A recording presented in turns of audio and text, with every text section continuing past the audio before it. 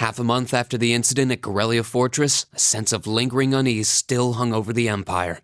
The government increased patrols by the railway military police as part of their counter-terrorism measures, while the noble faction bolstered their provincial armies. There were even rumors that they'd hired several Jaeger Corps.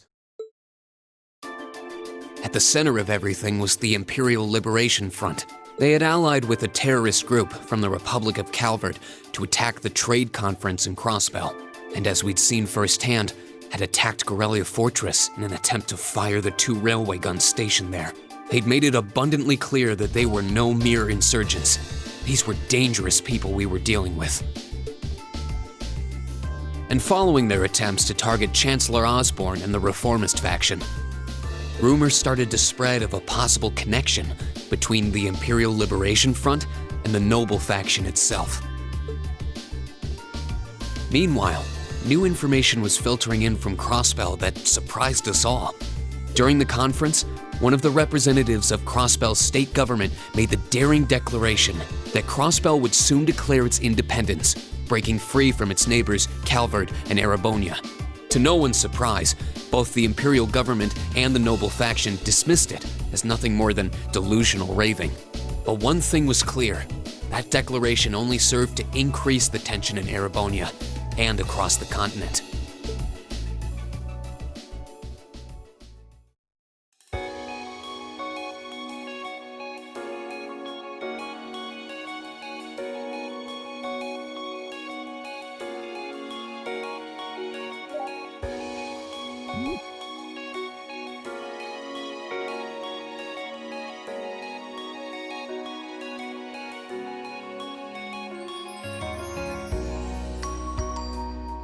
On a cool, clear autumn day, the Academy's prestigious board of directors gathered for their first meeting of the year.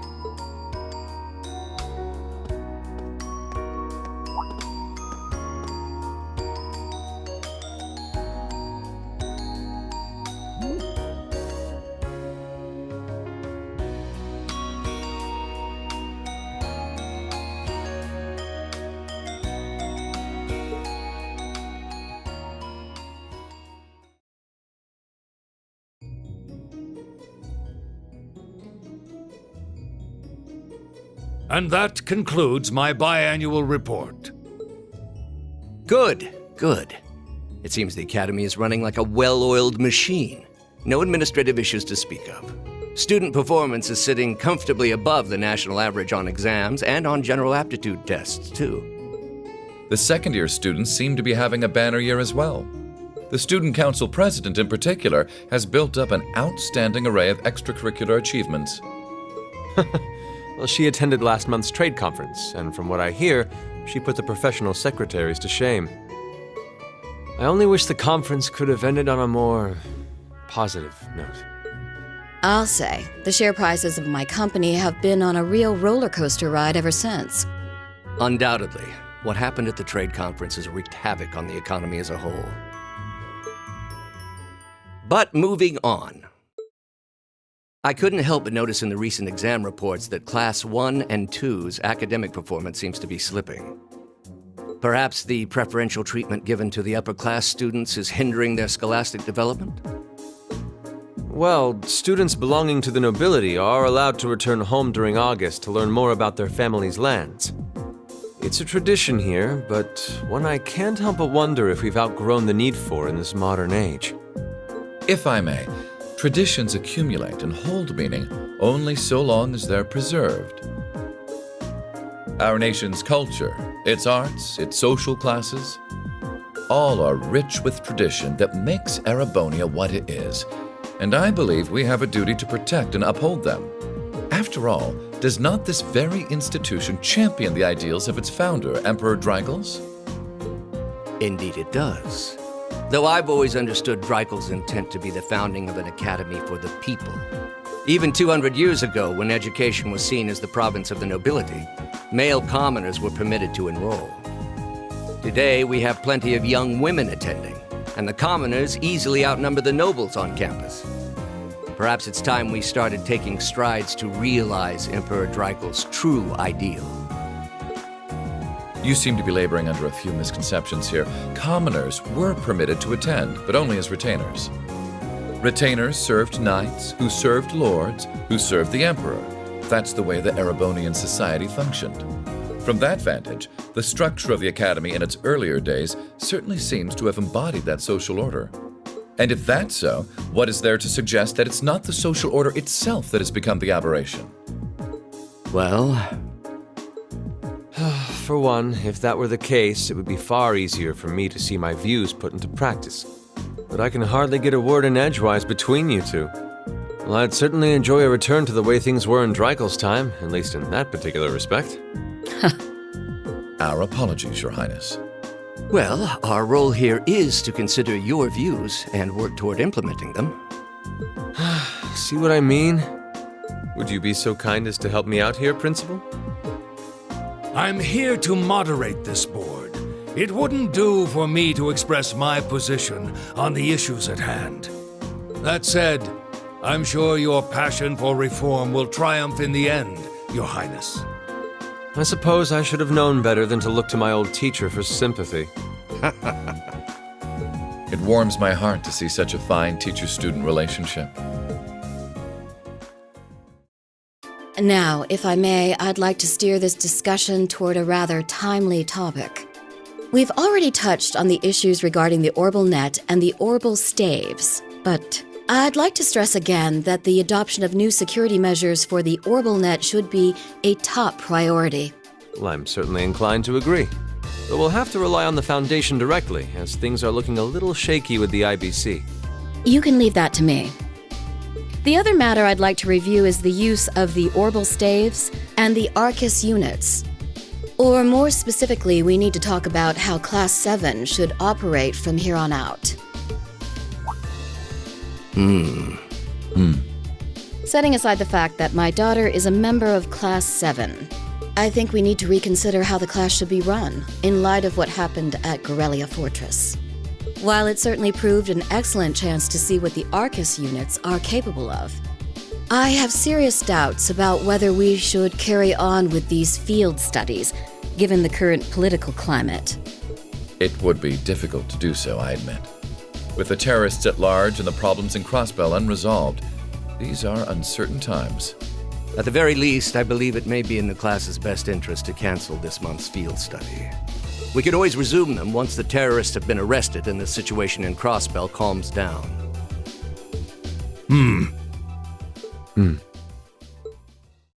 Arise, O youth, and become the foundation of the world. I'm sure you all recognize the words of Emperor Dreikel's. They become something of a school motto here. It's my belief that Class 7's actions at Gorelia Fortress perfectly embody the spirit of that directive. They stood together to stop a tragedy in the making and, in a sense, protected the foundation of our world. No one ordered them to do it. They took action of their own free will, because they knew in their hearts what was right. Some might call it recklessness. Some may think it rash. Some may even venture to call it hubris. However, as chairman of this academy, I'm incredibly proud of what the brave young men and women of Class 7 achieved. Your Highness. Troubled times may lay in store for Erebonia, and for the entire continent in the months and years to come. But I believe that makes something like Class 7's field studies all the more significant. The experiences they're having now will help them find the strength and the means to press on through adversity. I can't be the only one who feels this way, can I? They do seem to be showing remarkable growth. That much is true. Although I have no idea how much my daughter is really capable of, immature as she is. I could say the same of my hothead of a son. I do wonder about my brother sometimes. However, it does seem that enrolling at this academy has helped him start breaking out of his shell.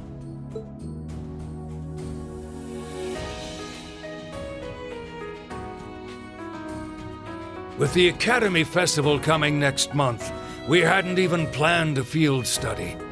So the issue at hand is just whether to hold a field study at the end of this month or not. I'd like to ask those in favor of going ahead with this month's field study to please raise their hands.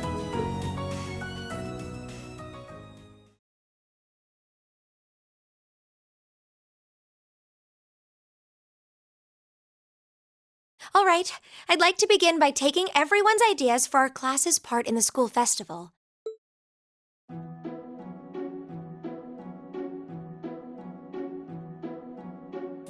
The festival will run for 2 days next month, the 23rd and the 24th. Equipment setup and the other preparatory work will begin in the afternoon 2 days before the start of the festival. But there's a lot of preparation needed before we get to that point, and the sooner we get that underway, the better. That's all the more reason to figure out what exactly we want to do. Some of our options include displays, events, stage shows, and cafes. Does that sound right, Crow? Yeah, though no class I know would settle for just some simple display. I mean, come on, no one ever said, "Boy, we better rush to get in the line for that display." Well, either way, I'd like to start by soliciting some ideas from all of you. We're just brainstorming right now, so feel free to say whatever comes to mind.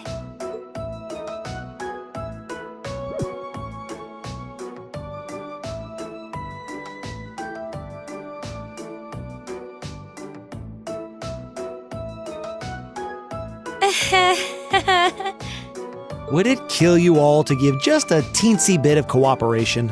I know. It's just. It's kind of hard to focus right now. You're one to talk, standing up there with your nervous fidgeting. Well, I can't say I'm surprised. The board of directors is in session as we speak, deciding what'll happen to our class. And those of us with family members who sit on that board probably have even more cause for concern.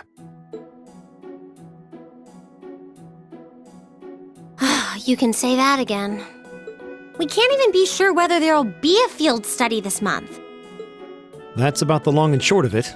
With everything that happened during last month's field study, it honestly wouldn't surprise me if they just canceled it. I can't say I have any particular feelings of attachment to our field studies, but I refuse to accept needless changes to our curriculum, especially with my brother involved in the decision-making process. Yeah, I can see what you mean. Makes sense to me. We also have to account for the fact that going on our field study means that much less time to prepare for the festival. So, as you can see, it presents a bit of a problem. Man, look at you guys taking this all seriously. I probably should have asked a little earlier, but what's this festival you guys keep talking about? Wait, seriously? Oh, I'm sorry. I should have gone over that for your benefit. Every year, the students here organize and put on a school-wide festival. There are stage events, food stalls, and all kinds of things to see and do. And it generally falls to each of the first-year classes to provide the main attractions. Yeah, participating is optional for the second years, since by this point they're usually focusing on their future careers. Oh, and each of the clubs generally get involved too. Huh, that sounds fun. In that case, we have to do something. We can't just let the other classes roll over us because we're small. You say that, but I've already had one of the girls from Class 1 bluster up to me declaring that this time victory will be all ours. What? It must have been Ferris. That sounds exactly like something she'd say. Well, Class 1 does seem to have had it in for us ever since the midterm results were announced. If it's all the same, I'd rather not see the House of High Arms claim yet another nominal victory. But we need to account for the fact that our class is markedly smaller than theirs is. That's certainly true. It'd help if we at least knew what the other classes are doing. It kind of seems like everyone's having trouble staying focused. Come on, everyone, get it together. Instructor Sarah? Isn't this a self-study period? Oh, it was. But I thought you all might like to know that the Board of Directors meeting just adjourned a few minutes ago. So I decided to skip along down here and be the first to break the news. Then? What about our next field study? Are we still on? The Chancellor's not the only one with a little too much iron in his blood. Because the board voted unanimously to have you continue your field studies. You mean it? So that's how it is. You know, even though they're always hard work, I actually feel a little relieved. Considering all that happened last month, we'll need to be especially careful this time around. Still, it feels like our field studies are a big part of who we are as a class. Yeah. They're kind of a pain, but oh well. We should be grateful to His Highness and the directors. That's good news. Seeing the hard road and the easy road, then picking the hard one anyway. That's youth for you. It also sounded like His Highness and the directors will be taking off in pretty short order. So I'll let you guys out of study hall early to go see them if you want. If you say so. I think I'll take you up on that.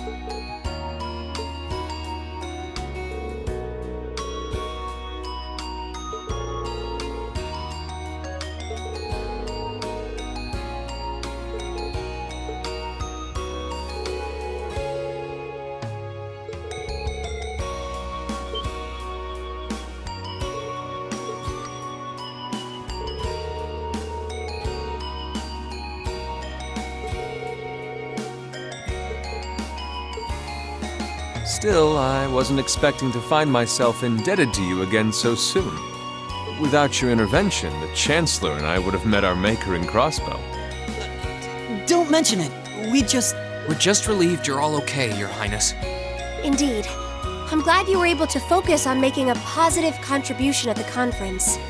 I wish I could tell you that's exactly what I did. I could scarcely find a place to chime in once the Chancellor and the Republic's president got going. Though the mayor of Crossbell managed to dumbfound even them. I presume you're referring to his proposal for Crossbell's independence? Hard to believe it could actually happen. Well, as long as both Erebonia and Calvard refuse to accept it, the likelihood of it actually happening is incredibly low. Still, they're planning to hold a referendum on the issue to see if the population is in favor of it. So there'll be plenty more chances for disputes to break out over the issue. Well, neither of them want to lose all that sweet tax revenue from Crossbell. Half of it flows into the provinces too, so fat chance the noble faction's gonna take that lying down. Milliam. I swear, this kid has all the delicacy of a rock to the face. So you're Milliam, are you? Your name seems to have come up with increasing frequency lately. Well, I was hoping for a chance to see the famous Eric Getlem in action, though. Oh, sure thing. Come on, Lamp! Whoa there. Cool your jets. I'm not sure this is the best place to call out Eric Getlem. Just a hunch. Lame. Objection overruled. That could have gotten messy. Honestly, It would save us all a lot of trouble if you could just refrain from saying whatever pops into your mind, too. Lame. Oh, who might you be? Say, are you from the Vander family?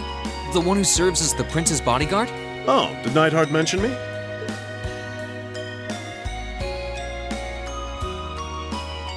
I'm Mueller Vander of the 7th Armored Division. I was with the prince at the conference in Crossbell, so I'm in your debt as well. Glad to be able to thank you personally. The honor is ours, sir. It's an honor to meet a member of the esteemed Vander family. Ah, so you're the Radiant Blade Master's daughter. And you must be a practitioner of the 8 Leaves 1 Blade style. I'm always happy to meet fellow students of the sword. Oh, and you must be the young man from Nord who my uncle wrote a reference for. Yes, that would be me. I owe a lot to Lieutenant General Vander. It sounds like he's in your debt as well, with everything that happened in Nord a few months ago. Well, you all seem like dependable young men and women. Perhaps the prince's idea had some merit to it after all.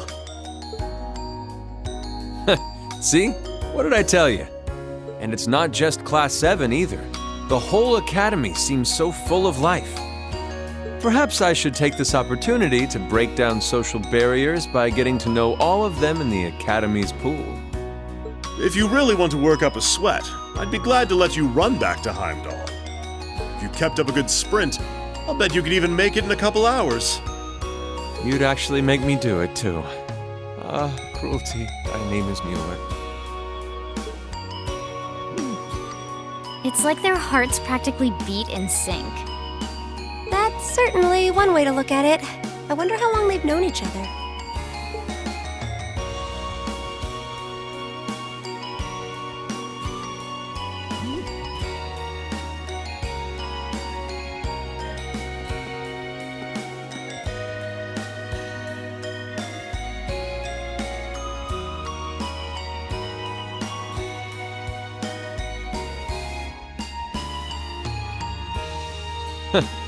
Well then, I bid you all a fond farewell.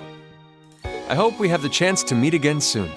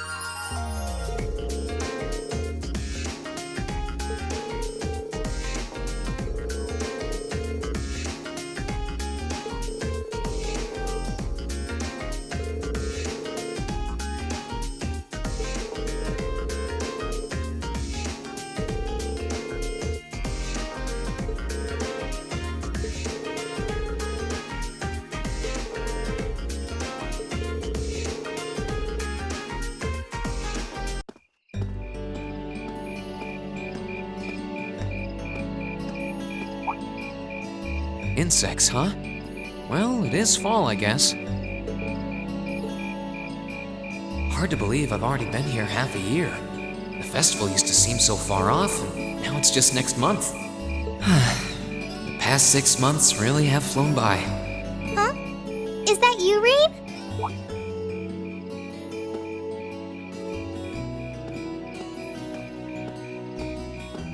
Toa? Hey there. Haven't seen you out and about too much lately. Well, the meeting I was in ended a little early. So I thought that was a nice point to call it a day. I see.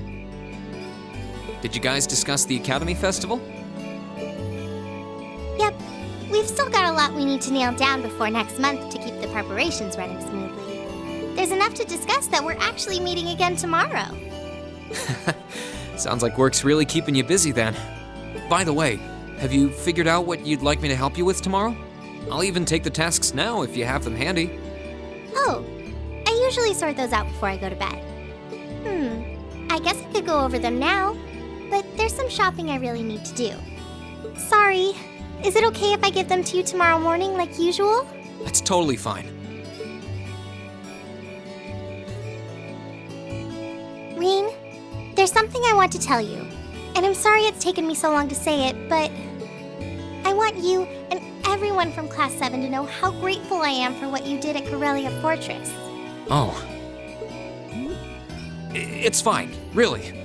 We've gotten plenty of rounds of thanks for it already.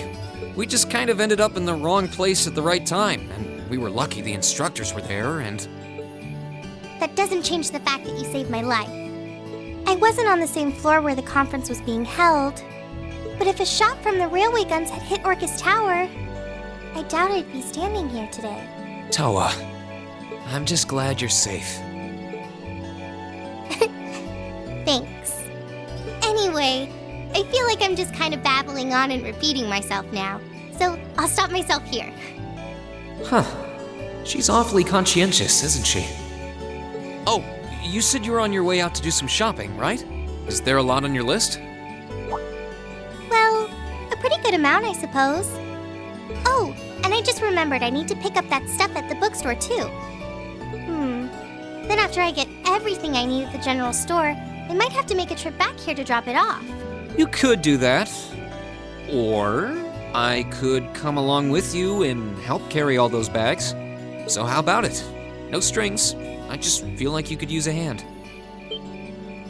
Oh no, there's no way I could drag you along on all my errands.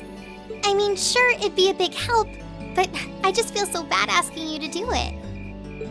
Ugh, that makes it sound like deep down I secretly want you to come, and that's not... Well, if it eases your conscience, there's actually something I need your advice on. It's about my class and what we can do for the upcoming festival.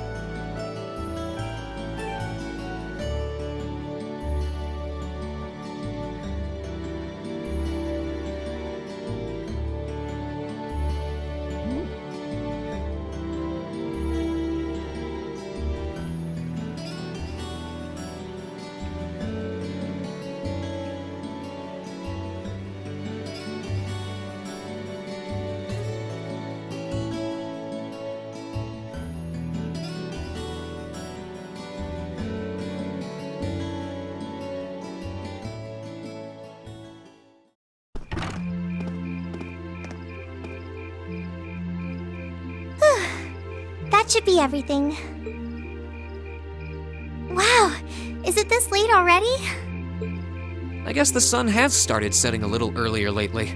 Still, I had no idea you came here often. Well, Mick is always able to get stuff you can't buy anywhere else. He's my go-to guy when there's something I can't get at the Academy store, like fireworks to use in school events. I think we even asked him for a penguin costume once, and he actually got it. Yeah, it sounds like you have a pretty unique shopping list. Uh-huh. Wait! How did you end up with all those bags?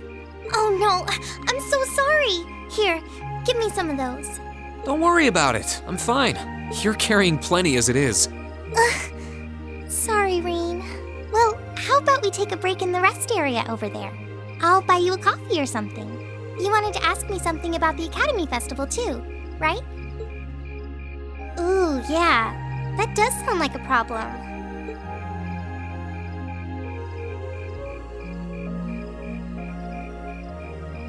Well, your class doesn't have enough people to do anything that involves large-scale equipment or decorations. You all could get together and run a little cafe without any problems, if you all wanted to do something like that. I'd thought about it, yeah. Still, if we're going to do something, I at least want it to be as impressive as what the other classes are doing. Feeling a little competitive, aren't we, Reen? Well, you have enough people to put on a play or run a game tournament. But other first-year classes have already applied to do both of those. I see. I don't really want to copy an idea another class is already doing. Come to think of it, what did your class do last year? Oh, it was a cat-themed coffee shop where we all wore cat suits. And then there was that other event I did with Angie and the others. Oh, you guys got together and did something else too? It's nothing. Just forget I said anything. We didn't put on any event, and even if we did, it wouldn't have been on stage. I think you just let the cat out of the bag. So, you guys did do something on stage? What exactly was it? Me and my big mouth. You really want to know? If you don't mind telling me anyway. Who knows? It might help me think of something Class 7 could do. Well, if you insist, I can't turn down a chance to help a sweet fledgling first year, especially after how much you helped me. I'll reach down to my toes and muster every last bit of courage to tell you. Thanks. Was it some kind of traumatic experience or something? Well, in short, we put on a musical performance. A little concert of sorts, you could say. Wow, really? I wouldn't have expected that from you guys. So you can play an instrument then? I'm afraid not. That's how I got stuck being the singer. Angie, Crow, and George all played for the show, though. Wow, that actually sounds like it'd be a lot of fun. If we put on a musical show, I'm sure Elliot would be a big help. So what kind of music was it? Classical? Folk? Show tunes? Well, it's hard to describe, but it was passionate? Really modern. I'm not sure I get what you mean.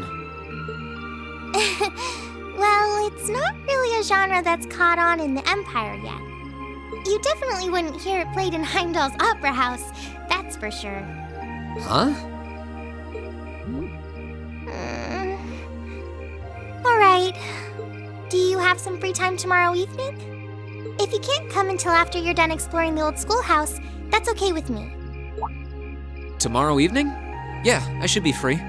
Should I meet you in the student council room? Oh no. Can you go to the computer room in the main school building? Sure thing. Does this have something to do with the concert you held last year? You'll just have to find out tomorrow night.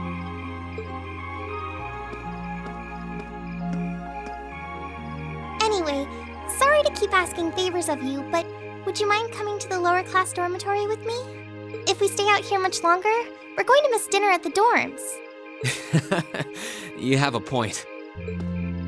But really, I'm fine with all the bags. Just leave the heavy lifting to me. You're so stubborn.